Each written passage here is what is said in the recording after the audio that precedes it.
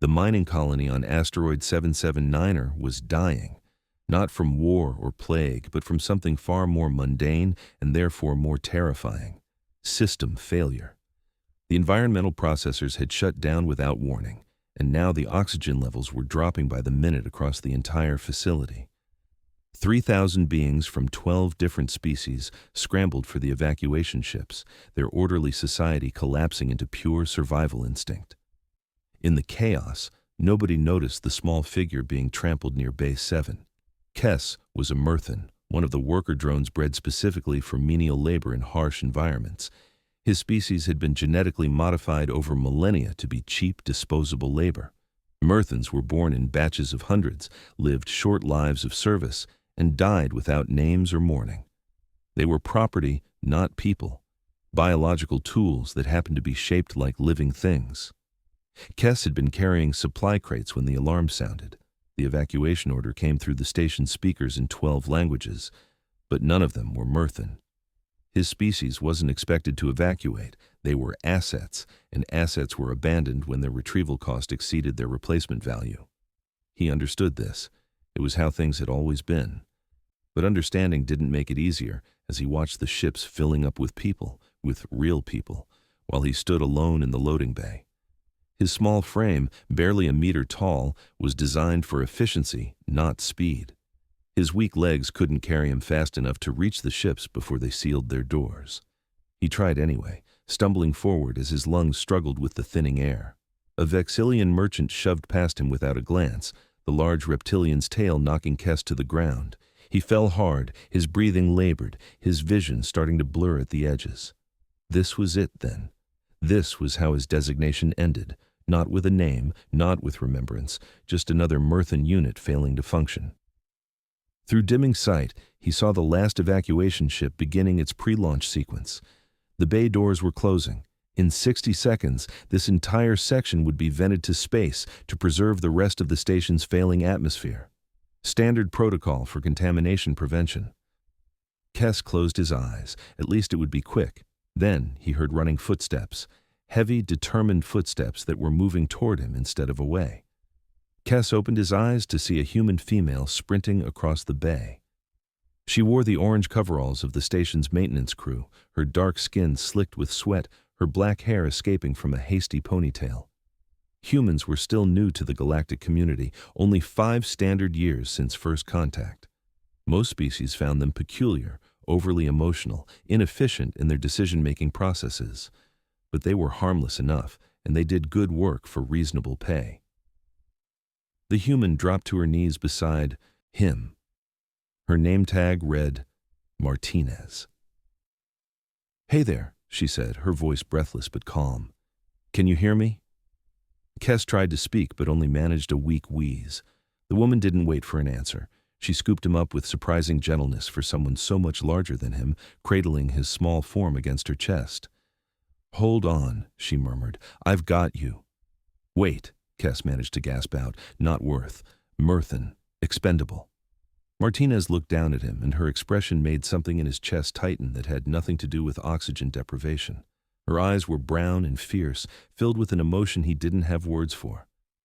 "I don't give a damn what you are," she said firmly. "You're alive, and that's all that matters." She ran.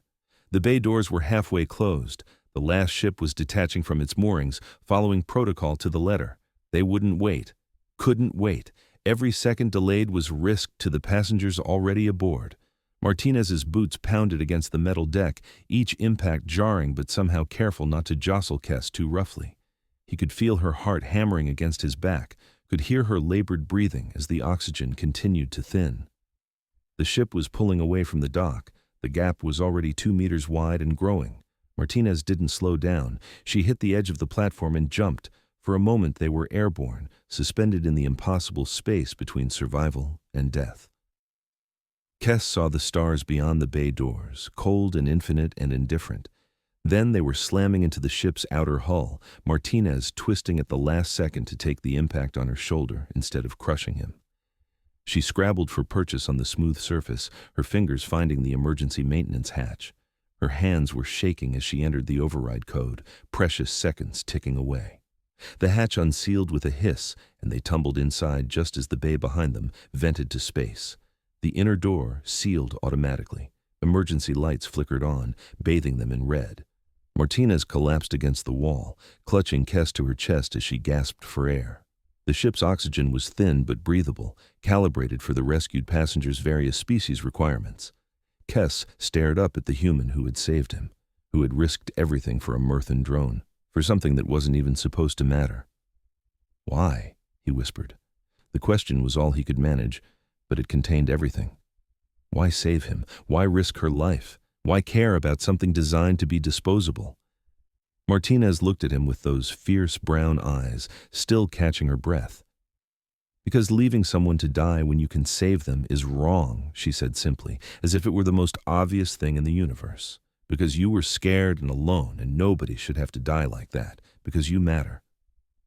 The words didn't make sense. They violated every understanding Kess had of how the galaxy worked, but as Martinez held him carefully, as her heartbeat slowly returned to normal, as she checked him over for injuries with gentle hands, he found himself believing her anyway.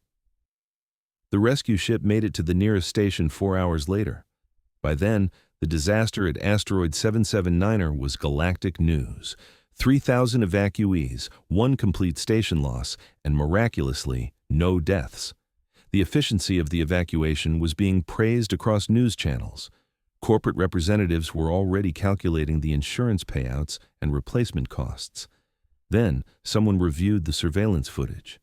The recordings showed the final moments before Bay 7 was vented to space, showed a human maintenance worker named Elena Martinez running back into an evacuation zone for a Mirthan worker drone, showed her jumping an impossible gap, showed her refusing to leave someone behind even though every law, every protocol, every social norm said that Mirthans weren't worth the risk. The footage went viral across galactic networks within hours, not because it was dramatic, though it was, not because it was impressive, though it was, but because it fundamentally didn't make sense to any other species in the known galaxy. The Vexillion Commerce Guild analyzed Martinez's actions through 17 different decision-making frameworks and couldn't find a single one that justified her behavior. She had risked her life, violated evacuation protocols, and endangered the rescue ship by forcing an unauthorized entry, all to save a being whose replacement cost was roughly equivalent to 3 days of her salary. By every rational measure, she had made the wrong choice. The Three Nicks Collective, a hive mind species that prided itself on logical perfection, released a statement calling Martinez's actions an aberration of neurology, possibly indicative of a mental defect common to her species. The Corvathian Empire, which had been using Mirthan labor for centuries, issued a formal complaint about encouraging disobedience in worker species and demanded that Earth discipline Martinez for interfering with proper resource allocation. Earth's response was not what the galactic community expected. The human ambassador to the Galactic Council was a man named James Wheeler, a former military officer with gray hair and the kind of weathered face that suggested he'd seen more than he cared to remember. When he took the podium to address the council, his expression was carved from stone. The Galactic Council chamber was a marvel of architecture and politics, a massive circular room where representatives of 47 different civilizations gathered to conduct the business of galactic civilization.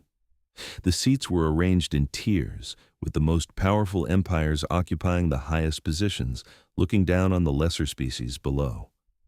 Earth's seat was in the 3rd tier, a recent addition granted more out of curiosity than respect. Ambassador Wheeler stood at the central podium, his voice carrying clearly through the chamber's advanced acoustics. "I have reviewed the incident at Asteroid Seven-Seven-Niner," he began. "I have read the reports, watched the footage, and noted the various responses from council members.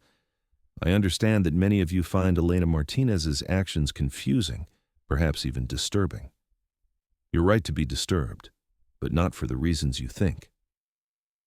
The council chamber rustled with movement, representatives leaning forward in interest or back in offense. Wheeler continued, his voice steady. "You see a human who made an irrational choice, who violated protocol to save a being you consider expendable. You see an aberration, a glitch in logical thinking. We see something different. We see exactly what we expect from any decent human being.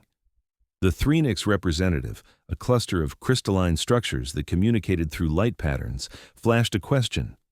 You admit then that your species is fundamentally flawed in cost-benefit analysis?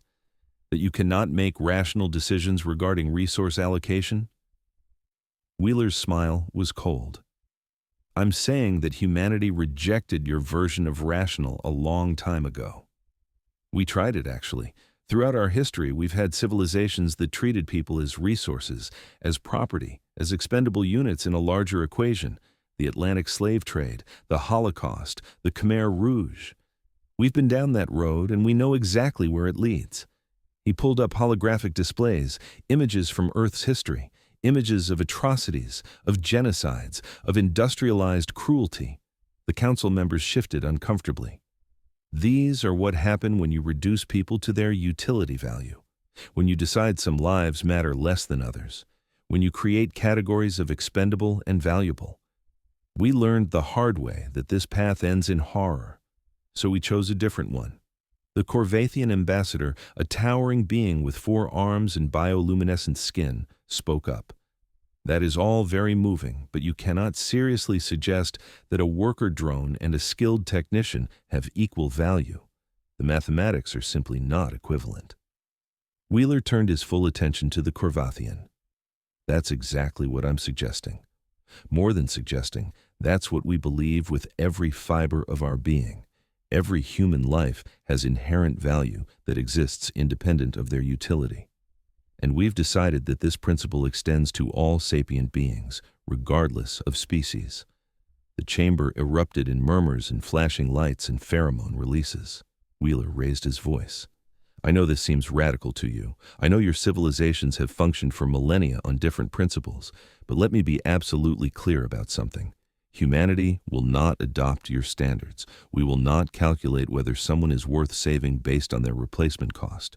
We will not leave people to die because they're inconvenient or expensive or designated as lower caste. That's not who we are, and it's not who we're ever going to be. The Vexillian representative spoke, his reptilian voice carrying a hint of confusion. But surely you see how unsustainable this is. You cannot save everyone. Resources are finite. Choices must be made. Of course, choices must be made, Wheeler agreed. But we don't make those choices by deciding some people are inherently worthless. Elena Martinez jumped across a gap to save Kess because she saw a person in danger, not a cost-benefit analysis. That's not a flaw in her thinking. That's the best of what humanity can be. He pulled up another holographic display, this one showing Earth's flag beside personnel files. Since joining the Galactic community 5 years ago, humans have been involved in 47 rescue operations across various stations and colonies. In 32 of those cases, we've saved beings that your protocols classified as non-essential or expendable. Mirthan workers, Quellan outcasts, Dravian criminals, Selvathi mutants. People that your societies had written off. The numbers appeared in the hologram, stark and undeniable. Those 47 rescue operations had cost Earth significant resources. Several humans had been injured. 2 had died. By any logical calculation, the cost far exceeded the value of those saved. Wheeler let the numbers hang in the air before continuing. Every one of those rescues was worth it. Every single person saved mattered. And if you're expecting humanity to change this position because it's inefficient or irrational or economically unsound, you're going to be disappointed. The chamber fell silent. The Galactic Council had existed for millennia, had integrated thousands of species, had developed sophisticated frameworks for understanding different cultures and value systems, but they had never encountered a species quite like humanity. Most species joined the galactic community and gradually adapted to its norms, smoothing away their cultural peculiarities to fit into the established order. Humans seemed determined to do the opposite. The collective consciousness representative, a being that existed partially in quantum superposition, spoke in harmonics. We find your position philosophically interesting, but practically untenable. How do you propose to function in a galactic economy built on rational resource allocation if you refuse to participate in that rationality? Wheeler's expression softened slightly. We're not saying everyone has to adopt our way. We're just saying that we won't adopt yours. You want to trade with us? Great. You want to establish diplomatic relations? Wonderful. You want to share technology? We're interested. But don't ask us to decide that some beings are worth less than others. That's a line we won't cross. He gestured to the hologram again, pulling up an image of Elena Martinez and Kess taken at the rescue station. The small Mirthan was looking up at the human with something like wonder in his eyes. This is what the galaxy needs to understand about humanity. We're not trying to impose our values on you, but we're also not going to compromise on this. When we see someone in danger, we're going to help them.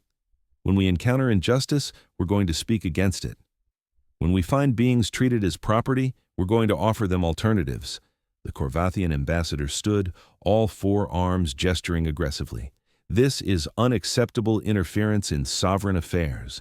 The treatment of Mirthans is an internal Corvathian matter. How we manage our labor resources is not your concern. Wheeler met the Corvathian's gaze steadily. You're right. We can't tell you how to run your empire, but we can refuse to participate in systems we find morally reprehensible. As of today, Earth is formally ending all trade relationships with any entity that utilizes Mirthan labor. We will offer asylum to any Mirthan who wishes to leave their current situation. We will provide resources to help them establish new lives. The chamber exploded in outrage. Multiple representatives were on their feet, shouting or flashing or releasing chemicals into the air. The Corvathian ambassador's bioluminescence flared bright red. You cannot do this. You're a minor species. You have no leverage. You'll destroy your own economy with these sanctions. Wheeler shrugged. Maybe. But we'll sleep better at night. And frankly, if our economy depends on the exploitation of sentient beings, then it deserves to fail. The session dissolved into chaos after that. Ambassador Wheeler left the podium calmly, ignoring the angry shouts and demands for reconsideration. He'd said what he came to say. Earth's position was clear.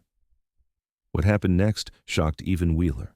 Within 24 hours, 17 species had announced they were joining Earth's sanctions against Mirthan labor exploitation.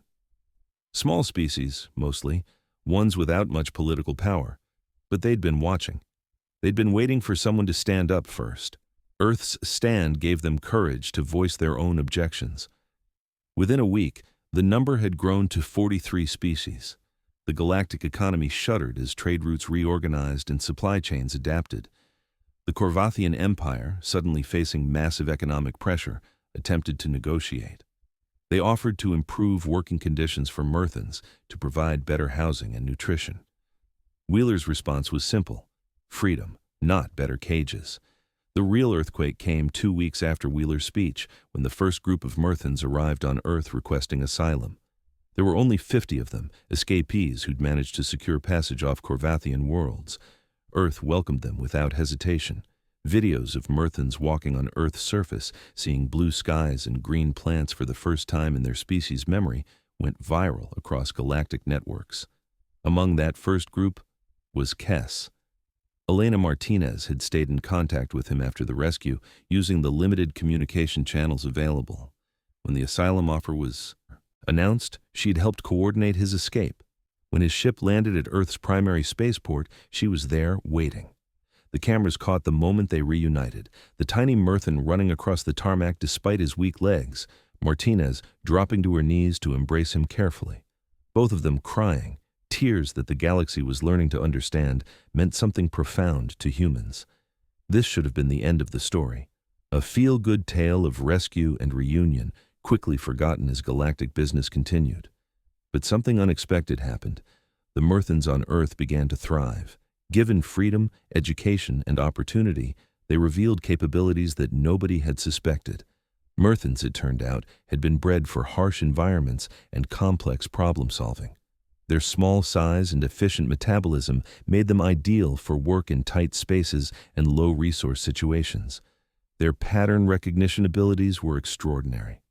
Within 6 months, Mirthans were contributing to Earth's space program, helping design new ship configurations that were more efficient than anything the galactic community had produced. They were advancing medical research, their unique biochemistry providing insights into diseases that plagued multiple species. They were creating art, writing poetry, composing music that other species found hauntingly beautiful. All the potential that had been locked away in millennia of exploitation was finally being unleashed. The galactic community watched this transformation with growing unease. If Mirthans could achieve this much when freed from servitude, what did that say about the other species they'd categorized as lesser? What other potential was being wasted through their systems of hierarchy and exploitation? The questions were uncomfortable. The implications were revolutionary. The Korvathian Empire collapsed within a year. Without access to cheap Mirthan labor and facing massive economic sanctions, their economy imploded. Other empires that had relied heavily on exploited species began implementing reforms, not out of moral awakening, but out of practical fear. They'd seen what happened when humans decided something was wrong. Earth might be small and technologically behind, but they'd proven they could unite other species behind their moral stances. That made them dangerous in ways that weapons and fleets couldn't address. 3 years after Elena Martinez pulled Kess from that dying station, the Galactic Council convened a special session. The topic, universal rights and the value of sapient life. Ambassador Wheeler stood at the same podium where he'd made his defiant speech, but this time the mood in the chamber was different. Representatives who'd been hostile before now listened carefully. Species that had mocked Earth's position now sought their guidance. The proposed Universal Rights Charter was based heavily on documents from Earth's history. The Universal Declaration of Human Rights, the Geneva Conventions, the concept of inalienable dignity. It wasn't perfect and it didn't solve everything, but it was a start. For the first time in the galaxy's recorded history, there was a formal recognition that some values transcended economic efficiency and political convenience. Not every species signed on immediately. Some empires clung to their old ways, their old hierarchies. But the momentum had shifted. The galaxy had seen an alternative, and now millions of beings across hundreds of worlds were asking why things couldn't be different. The question was revolutionary. The answer was up to them. Elena Martinez never sought fame or recognition. She went back to her maintenance work, though now on Earth's growing fleet of diplomatic vessels. She and Kess remained close friends, an unlikely pair that symbolized something larger than either of them. When journalists asked her about becoming the face of a galactic revolution, she always gave the same answer. I just did what anyone should do. I saw someone who needed help, and I helped them. That's not heroic. That's basic decency.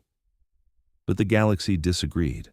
In a universe where value was calculated in credits and utility, where hierarchies were enforced through millennia of tradition, where efficiency was worshipped above compassion, Martinez had done something truly radical. She'd treated a so-called worthless being as if they mattered, as if they deserved to be saved, as if their life had value simply because it was a life. And that simple act of basic human decency had changed everything. Kess eventually became a representative himself, speaking for Mirthan interests in the reformed Galactic Council. His voice, once silenced by designation and dismissal, now carried weight in the chambers where galactic policy was decided. He often spoke about that day on the dying station, about the human who'd refused to leave him behind. I was taught that I was property, he would say, that my life had value only in what I could produce. Elena Martinez taught me something different. She taught me that I am a person. That lesson didn't just save my life. It gave me one worth living. The change didn't happen overnight. Centuries of tradition and exploitation couldn't be overturned in mere years. But the shift had begun. Across the galaxy, beings who'd been told they were worthless began to believe they might be worth something after all. Species that had been exploited for generations began to demand freedom. And when they looked for inspiration, they looked to Earth, to a species that hadn't even been part of galactic civilization for a decade, but had already changed its fundamental moral calculus. Other species studied humans trying to understand what made them so different. Was it their relatively recent evolution, their violent history that had taught them the cost of dehumanization, their strong social bonds and empathetic capabilities. Xenopsychologists published thousands of papers attempting to explain the human anomaly. But they kept missing the essential point. Humans weren't special because of biology or evolution or unique brain chemistry. They were special because they'd made a choice, a hard, costly, often inconvenient choice. They'd decided that every person mattered, and they refused to compromise on that principle, no matter how impractical it seemed. Ambassador Wheeler retired 5 years after his famous speech. In his final address to the Galactic Council, he stood at that same podium and looked out at the gathered representatives. "When I first stood here," he said, "many of you thought humanity was naive, idealistic to the point of foolishness. Some of you still think that. And maybe you're right. Maybe it is foolish to believe that every life has value. Maybe it is naive to think that compassion can be a foundation for policy. Maybe we are, as some of you have suggested, too emotional and irrational for our own good." He paused, letting the words settle. "But I'll tell you what we've learned. We've learned that principles matter, that how you treat the weakest members of your society reflects the true nature of your civilization, that efficiency and economic growth and logical calculation are all well and good, but they mean nothing if you lose your basic humanity, or in this case, your basic sapient decency in the pursuit of them." Wheeler looked around the chamber, making eye contact with representatives from dozens of species. Earth will continue on this path. We'll make mistakes, we'll struggle, we'll face criticism and pushback, but we won't change our core belief that every sapient being deserves dignity, deserves freedom, deserves the chance to live a life of meaning. And we invite all of you to join us on that path, not because we're perfect, but because we believe it's the right thing to do. The standing ovation that followed wasn't universal. Some representatives remained seated, skeptical or resistant, or simply bound by their own cultural values. But enough stood. Enough applauded. Enough had been changed by watching one human woman refuse to let someone burn, to let someone die alone and afraid, to accept that some lives were worthless.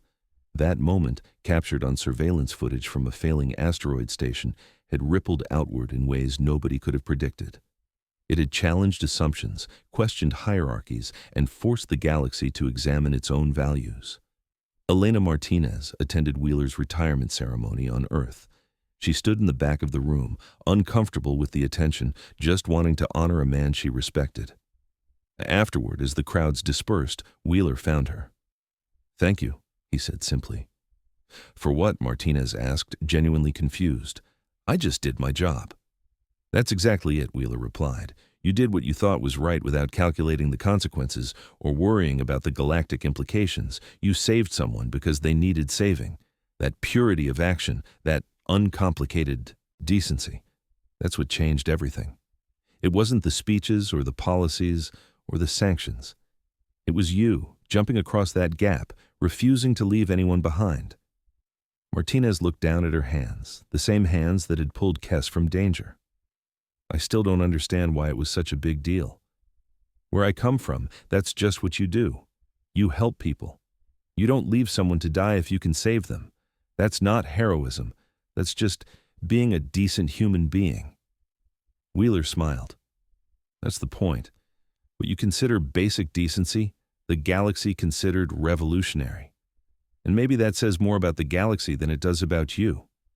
But because you acted on that decency, because you demonstrated it so clearly that nobody could ignore it, you gave the galaxy a mirror to examine itself. Not everyone liked what they saw, but enough did to start making changes. 10 years after the incident at Asteroid Seven-Seven-Niner, the galaxy was unrecognizable in many ways. Mirthan colonies thrived on a dozen worlds, free beings building societies based on their own values and choices. Other exploited species had followed their example, demanding and often receiving freedom. The Universal Rights Charter, while imperfectly enforced, had established principles that resonated across cultures. Slavery hadn't been eliminated, exploitation hadn't been ended, injustice still existed. But the moral framework had shifted. What had once been accepted as natural and inevitable was now questioned and challenged. Earth had grown from a curious newcomer to a moral leader in galactic affairs, not through military might or technological superiority, but through the consistent application of principles that other species found both admirable and infuriating. Humans still made decisions that seemed economically irrational, still valued individual lives over strategic advantages, still insisted that some things were more important than efficiency. And slowly, grudgingly, other species were learning to see the wisdom in that approach. On the anniversary of her rescue, Kess always sent Elena Martinez a message. The words varied, but the essence remained the same. You gave me a life, not just survival, but a life worth living. You showed me that I mattered when everyone else said I didn't. That gift is beyond measure, beyond repayment. All I can do is try to pass it forward, to treat others with the same radical compassion you showed me. Martinez's responses were typically brief. She was never comfortable with being lionized, never quite understood why her actions had sparked such revolution. But she always ended her messages the same way. You always mattered, Kess. You always had value. I just helped you see it. That's what humans do for each other. And we've decided it's what we should do for everyone. In the grand sweep of galactic history, the rescue at Asteroid Seven-Seven-Niner was a footnote. One maintenance worker saving one designated drone from one failing station. But sometimes footnotes matter more than headlines. Sometimes a single act of compassion resonates farther than conquest or commerce. Sometimes the most revolutionary thing you can do is treat someone with basic decency when everyone else has decided they're not worth the effort. The galaxy learned that lesson from humanity. It was a hard lesson, an uncomfortable lesson, a lesson that challenged fundamental assumptions about value and worth and the proper ordering of society. But it was a lesson that, once learned, couldn't be unlearned. You could ignore it, you could resist it, you could argue against it, but you couldn't escape the simple truth at its core. Every person matters, every life has value, and a civilization that forgets that truth, no matter how efficient or logical or powerful it becomes, has lost something essential to what civilization should mean. Elena Martinez never sought to change the galaxy. She just refused to let someone die alone, but in that refusal, in that moment of uncomplicated human decency, she demonstrated a truth that the galaxy desperately needed to hear. That the measure of a civilization isn't found in its technology or its territory or its economic output. It's found in how it treats the most vulnerable, the most marginalized, the ones everyone else has decided don't matter. By that measure, humanity, with all its flaws and contradictions and messy emotions, had something to teach civilizations far older and more powerful. And the galaxy, slowly and reluctantly and imperfectly, was beginning to listen. The story didn't end with universal peace or perfect justice or the elimination of all exploitation. Real change is messy and slow and frustratingly incomplete, but it did end with possibility, with beings across the galaxy asking questions they hadn't asked before, with systems being challenged that had gone unchallenged for millennia, with a new understanding that value and worth were not fixed categories assigned by authority, but inherent qualities that existed in every sapient being regardless of their designated purpose or calculated utility. And it all started because one human saw someone in danger and decided they were worth saving. Because Elena Martinez jumped across an impossible gap, pulled a supposedly worthless being from fire and death, and refused to accept the galaxy's calculation that some lives were expendable. That single act of courage, of compassion, of fundamental human decency had rippled outward in ways that would echo for generations. The galaxy would never be quite the same, and neither would the billions of beings who'd been taught they didn't matter, who now dared to believe that perhaps, just perhaps, they always had.